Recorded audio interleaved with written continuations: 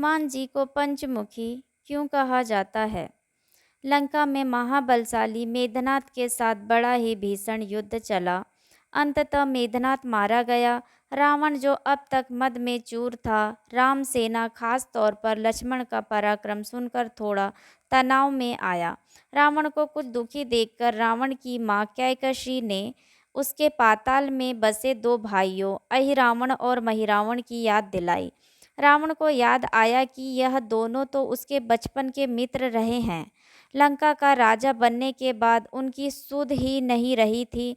रावण यह भली भांति जानता था कि अहिरावण व एवं महिरावण तंत्र मंत्र के महापंडित, जादू टोने के धनी और माँ कामाक्षी के परम भक्त हैं। रावण ने उन्हें बुलावा भेजा और कहा कि वह अपने छल बल कौशल से श्री राम एवं लक्ष्मण का सफाया कर दे। यह बात दूतों के जरिए विभीषण को पता लग गई। युद्ध में अहिरावण एवं महिरावण जैसे परम मायावी के शामिल होने से विभीषण की चिंता में पड़ गए।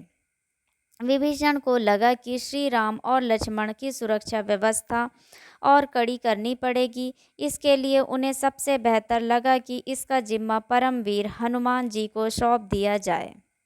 राम लक्ष्मण की कुटिया लंका में सुवेल पर्वत पर बनी थी। हनुमान जी ने श्री राम की कुटिया के चारों ओर एक सुरक्षा घेरा खींच दिया।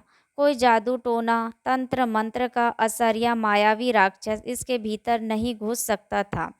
अहिरावण और महिरावण श्री राम और लक्ष्मण को मारने उनकी कुटिया तक पहुँचे, पर इस सुरक्षा घेरे के आगे उनकी एक ना चली और असफल रहे।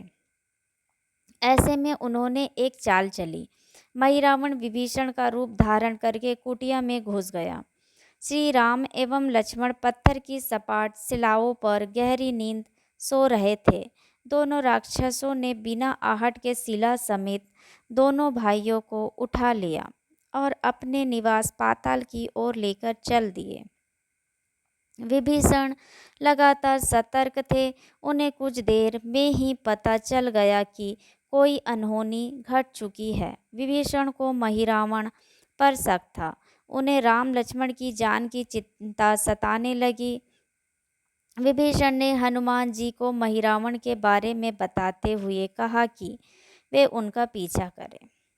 लंका में अपने रूप में घूमना राम भक्त हनुमान के लिए ठीक न था, सो उन्होंने पक्षी का रूप धारण कर लिया और पक्षी का रूप में ही निकुंभला नाम नगर पहुंच गए। निकुंभला नगरी में पक्षी रूप धरे हनुमान जी ने कबूतर और कबूतरी को आपस में बात करते सुना और कबूतर कबूतरी से कह रहा था कि अब रावण की जीत पक्की है। अहिरावण एवं महिरावण राम लक्ष्मण को बलि चढ़ा देंगे। बस सारा युद्ध समाप्त। कबूतर की बातों से ही हनुमान जी को पता चला कि दोनों राक्षस श्री राम और लक्ष्मण जी को सोते में ही उठाकर कामाक्षी देवी को बलि चढ़ाने पाताल लोक ले गए हैं। हनुमान जी वायु वेग से रसातल की ओर बढ़े और तुरंत वहां पहुंचे। हनुमान जी को रसातल में प्रवेश द्वार पर एक अद्भुत पहरेदार मिला। इसका आधा शरीर वानर का और आधा शरीर मछली का था। उसने हनुमान जी को पाताल में प्रवेश से रोक दिया। द्वारपाल हनुमान जी से बोला कि मुझको परास्त किए बिना तुम्हारा भीतर जाना असंभव है। दोनों में लड़ाई ठन गई। हनुमान जी की आशा के विपरीत यह बड़ा ही बलशाली और कुशल योद्धा निकला। दोनों ही बड़े बलशाली थे। दोनों में बहुत भयंकर युद्ध हुआ, परंतु वह हनुमान जी के आगे ना टेक सका। आखिरकार हनुमान जी ने उसे हरा तो दिया, पर उस द्वारपाल की प्रशंसा करने में नहीं रह सके। हनुमान जी ने उस वीर से पूछा कि हे वीर, तुम अपना परिचय दो। तुम्हारा स्वरूप भी कुछ ऐसा है कि उसमें कौतूहल हो रहा है। उस वीर ने उत्तर दिया, मैं हनुमान का पुत्र हूँ और एक मछली से पैदा हुआ हूँ। मेरा नाम है मकरध्वज। हनुमान जी ने यह सुना तो आश्चर्य में पड़ गए। वह वीर की बात सुनने लगे। मकरध्वज ने कहा, लंका दहन के बाद हनुमान जी समुद्र में अपनी अग्नि शांत करने पहुँचे। उनके शरीर से पसीने के रूप में तेज गिरा। उस समय मेरी माँ ने आहार के लिए मुख खोला था। वह तेज मेरी माता ने अपने मुख में ले लिया और गर्भवती हो गई। उसी से मेरा जन्म हुआ है। हनुमान जी ने जब यह सुना तो मकरध्वज को बताया कि वही हनुमान है। मकरध्वज ने हनुमान जी के चरण स्पर्श किए और हनुमान जी ने भी अपने बेटे को गले लगा लिया और वहां आने का पूरा कारण बताया। उन्होंने अपने पुत्र से कहा कि अपने पिता के स्वामी की रक्षा में सहायता करो। मकरध्वज ने हनुमान जी को बताया कि कुछ ही देर में राक्षस बलि के लिए आने वाले हैं। बेहतर होगा कि आप रूप बदलकर माँ कामाक्षी के मंदिर में जाकर बैठ जाएं। उनकी सारी पूजा झरोके से करने को कहें। हनुमान जी ने पहले तो मधुमक्खी का वेश धरा और माँ कामाक्षी के मंदिर में घुस गए। हनुमान जी ने माँ कामाक्षी को नमस्कार कर सफलता की कामना की और फिर पूछा कि हे माँ, आप आप वास्तव में श्री राम जी और लक्ष्मण जी की बलि चाहती हैं? हनुमान जी के इस प्रश्न पर माँ कामाक्षी ने उत्तर दिया कि नहीं, मैं तो दुष्ट अहिरावण एवं महिरावण की बलि चाहती हूँ। यह दोनों मेरे भक्त तो हैं, पर अधर्मी हैं और अत्याचारी भी हैं। आप अपने प्रयत्न करो, सफल रहोगे। मंदिर में 5 दीप लग रहे थे, अलग अलग दिशाओं और स्थान पर। माँ कामाक्षी ने कहा, यह दीप अहिरावण ने मेरी प्रसन्नता के लिए जलाए हैं। जिस दिन यह दीप एक साथ बुझा दिया जाएंगे, उसका अंत सुनिश्चित हो सकेगा। इस बीच गाजे बाजे का शोर सुनाई पड़ने लगा। अहिरावण और महिरावण बलि चढ़ाने के लिए आ रहे थे। हनुमान जी ने अब माँ कामाक्षी का रूप धरा। जब अहिरावण और महिरावण मंदिर में प्रवेश करने ही वाले थे, तभी हनुमान जी का महिला स्वर गूंजा। हनुमान जी बोले, मैं कामाक्षी देवी हूँ और आज मेरी पूजा झरोके से करो। झरोके से पूजा आरंभ हुई। ढेर सारा चढ़ावा माँ कामाक्षी को झरोके से चढ़ाया जाने लगा। अंत में बंधक बलि के रूप में प्रभु श्री राम और लक्ष्मण जी को भी उसी से डाला गया। दोनों बंधन से बेहोश थे। हनुमान जी ने तुरंत उन्हें बंधन मुक्त किया। अब पाताल लोक से निकलने की बारी थी, पर उससे पहले माँ कामाक्षी के सामने अहिरावण और महिरावण की बलि देकर उनकी इच्छा पूरी करना और दोनों राक्षसों को उनके लिए किए की सजा देना शेष था। अब हनुमान जी ने मकरध्वज को कहा कि वह अचेत अवस्था में लेटे हुए भगवान राम और लक्ष्मण जी का खास ख्याल रखे और उसके साथ मिलकर दोनों राक्षसों के खिलाफ युद्ध छेड़ दिया।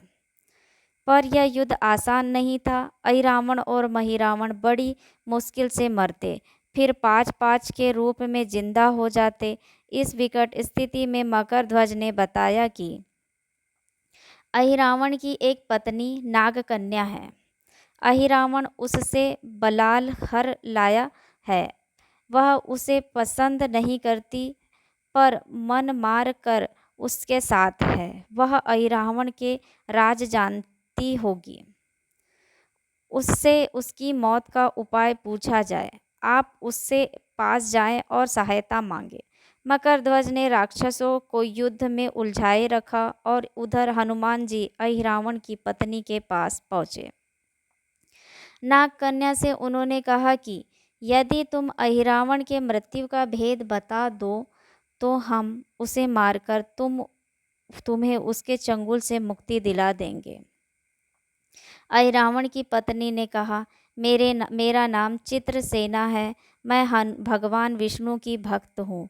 मेरे रूप पर अहिरावण मर मिटा और मेरा अपहरण कर यहाँ कैद किए हुए हैं, पर मैं उससे नहीं चाहती। लेकिन मैं अहिरावण का भेद तभी बताऊंगी जब मेरी इच्छा पूरी हो जाएगी। हनुमान जी ने अहिरावण की पत्नी नागकन्या चित्रसेना से पूछा कि आप अहिरावण की मृत्यु का रहस्य बताने के बदले से में क्या चाहती हैं। आप मुझसे अपनी शर्त बताए और मैं उसे ज़रूर मानूंगा। चित्रसेना ने कहा, दुर्भाग्य से अहिरावण जैसे असुर मुझे हर लाया। इससे मेरा जीवन खराब हो गया। मैं अपने दुर्भाग्य को सौभाग्य में बदलना चाहती हूँ। आप अगर ऐसा मेरा विवाह श्री राम से कराने का वचन दे तो मैं अहिरावण के वध का रहस्य बताऊंगी। हनुमान जी सोच में पड़ गए। भगवान श्री राम तो एक पत्नी निष्ठ हैं। अपनी धर्म पत्नी देवी सीता को मुक्त कराने के लिए असुरों से युद्ध कर रहे हैं। वे किसी और से विवाह की बात तो कभी नहीं स्वीकारेंगे। मैं कैसे वचन दे सकता हूँ। फिर सोचने लगे कि यदि समय पर उचित निर्णय ना लिया गया तो स्वामी के प्राण ही संकट में हैं। असमंजस की स्थिति में बेचैन हनुमान जी ने ऐसी राह निकाली कि सांप भी मर जाए और लाठी भी ना टूटे। हनुमान जी बोले, तुम्हारी शर्त स्वीकार है, पर हमारी भी एक शर्त है।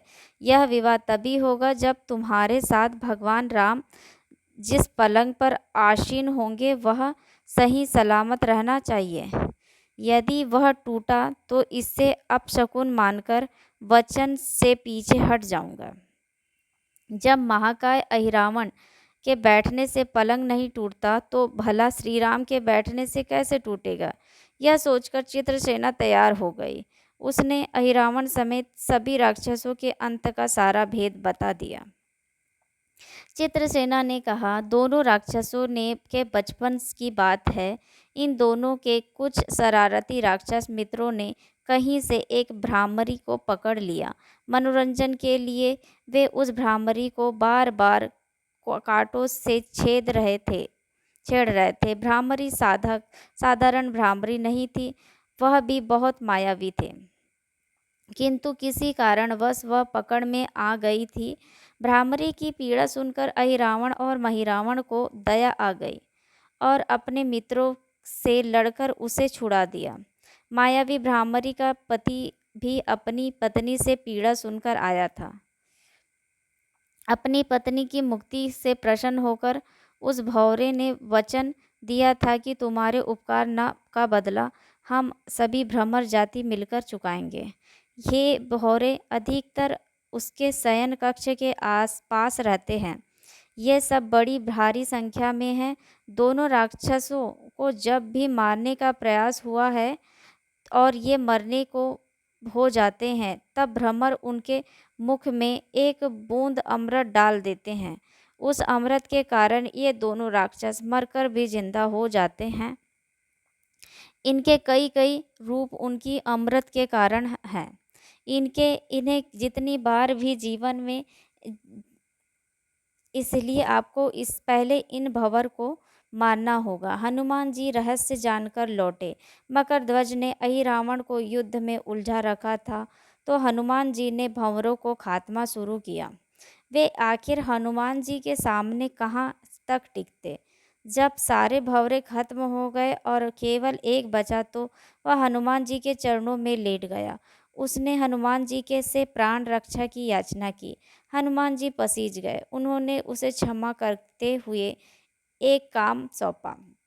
हनुमान जी बोले, मैं तुम्हें प्राणदान देता हूँ, इस शर्त पर कि तुम यहाँ से तुरंत चले जाओगे और अहिरावण की पत्नी के पलंग पर पार्टी में घुसकर जल्दी से जल्दी उसे पूरी तरह खोखला कर दोगे।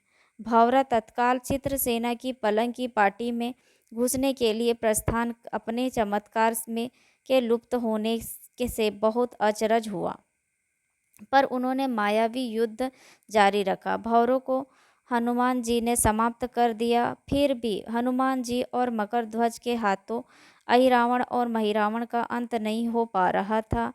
यह देखकर हनुमान जी कुछ चिंतित हुए। फिर उन्हें माँ कामाक्षी का वचन याद आया। माँ कामाक्षी ने बताया था कि अहिरावण की सिद्धि है कि जब पांचों दीपक एक साथ बुझेंगे तभी वे नए नए रूप धारण करने में असमर्थ होंगे और उनका वध हो सकेगा। हनुमान जी ने तत्काल पंचमुखी रूप धारण कर लिया। उत्तर दिशा में वाराह मुख, दक्षिण दिशा में नरसिंह मुख, पश्चिम में गरुण मुख, आकाश की ओर हयग्रीव मुख एवं पूर्व दिशा में हनुमान मुख। उसके बाद हनुमान जी ने अपने पांचों मुख द्वारा एक साथ पांचों दीपक बुझा दिए। अब उनके बाद बार पैदा होने और लंबे समय तक जिंदा रहने की सारी आशंकाएं समाप्त हो गई थी। हनुमान जी और मकरध्वज के हाथों शीघ्र ही दोनों राक्षस मारे गए। इसके बाद उन्होंने श्री राम और लक्ष्मण जी की मूर्छा दूर करने के उपाय किए। दोनों भाई होश में आ गए। चित्रसेना भी वहां आ गई थी। हनुमान जी ने कहा, प्रभु आप अहिरावण और महिरावण के छल और बंधन से मुक्त हुए हैं, पर इससे के लिए हमें इस नागकन्या की सहायता लेनी पड़ी थी। अहिरावण इसे बलपूर्वक उठा लाया था। वह आपसे विवाह करना चाहती है। कृपया उससे विवाह कर अपने साथ ले चले। इससे उसे भी मुक्ति मिलेगी। श्री राम हनुमान जी की बात सुनकर हैरान रह गए। इससे पहले कि वे कुछ कह पाते, हनुमान जी ने ही कह दिया, प्रभु आप तो मुक्तिदाता हैं। अहिरावण को मारने का भेद इसी ने बताया है। इसके बिना हम उसे मारकर आपको बचाने में सफल नहीं हो पाते। कृपा प्रभु इसे भी मुक्ति मिलनी चाहिए। परंतु आप चिंता ना करें, हम सबका जीवन बचाने वाले के प्रति बस इतना ही कीजिए कि आप बस इस पलंग पर बैठिए, बाकी का काम मैं संपन्न करवाता हूँ। हनुमान जी इतनी तेजी से सारे कार्य करते जा रहे थे कि इससे श्री राम और लक्ष्मण जी दोनों चिंता में पड़ गए। वे कोई कदम उठाते तब तक हनुमान जी ने भगवान श्री राम की बाह पकड़ ली। हनुमान जी ने प्रभु श्री राम की बाह पकड़कर चित्रसेना के उस सजे धजे विशाल पलंग पर बिठा दिया। श्री राम कुछ समझ पाते तभी पलंग की खोखली पाटी चरमरा कर टूट गई। पलंग धाराशायी हो गया। चित्रसेना भी जमीन पर आ गिरी। हनुमान जी हंस पड़े और फिर चित्रसेना से बोले, अब तुम्हारी शर्त तो पूरी नहीं हुई नहीं, इसीलिए यह विवाह नहीं हो सकता। तुम मुक्त हो और हम तुम्हें तुम्हारे लोक भेजने का प्रबंध करते हैं। चित्रसेना समझ गई कि उसके साथ छल हुआ है। उसने कहा कि उसके साथ छल हुआ है। मर्यादा पुरुषोत्तम के सेवक उनके सामने किसी के साथ छल करे, यह तो बहुत अनुचित है। मैं हनुमान को श्राप दूंगी। चित्रसेना हनुमान जी को श्राप देने ही जा रही थी कि श्री राम का सम्मोहन भंग हुआ। वे इस पूरे नाटक को समझ गए। उन्होंने चित्रसेना को समझाया कि मैंने एक पत्नी धर्म से बंधे होने का संकल्प लिया है, इसीलिए हनुमान को यह करना पड़ा। उन्हें क्षमा कर दो। क्रोधित चित्रसेना तो उनसे विवाह की जिद पकड़े बैठी थी। श्री राम ने कहा, मैं जब द्वापर में श्री कृष्ण अवतार लूँगा तब तुम्हें सत्यभामा के रूप में अपनी पटरानी बनाऊंगा। इससे वह मान गई। हनुमान जी ने चित्रसेना को उसके पिता के पास पहुंचा दिया। चित्रसेना को प्रभु के अगले जन्म में पत्नी बनाने का वरदान मिल दिया था। भगवान विष्णु की पत्नी बनने की चाह में उसने स्वयं को अग्नि में भस्म कर लिया। श्री राम और लक्ष्मण जी मकरध्वज और हनुमान जी सहित वापस लंका में सुवेल पर्वत पर लौट आए। इसी प्रसंग से हमें एक दूसरी कथा भी मिलती है।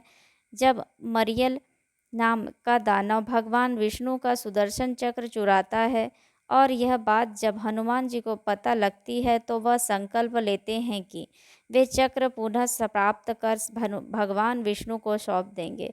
मरियल दानव इच्छानुसार रूप बदलने में माहिर था।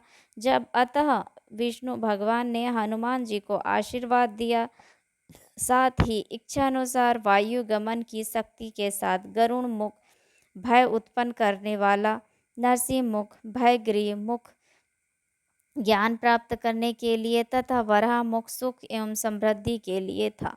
पार्वती जी ने उन्हें कमल पुष्प एवं धर्मराज ने उन्हें पास नामक अस्त्र प्रदान किया। आशीर्वाद एवं इन सब की शक्तियों के साथ हनुमान जी मरियल पर विजय प्राप्त करने में सफल रहे। तभी से उनके इस पंचमुखी स्वरूप को भी मान्यता प्राप्त हुई। वीडियो अच्छी लगी हो तो लाइक शेयर और ऐसे ही वीडियो को देखने के लिए हमारे चैनल को सब्सक्राइब जरूर करें। धन्यवाद।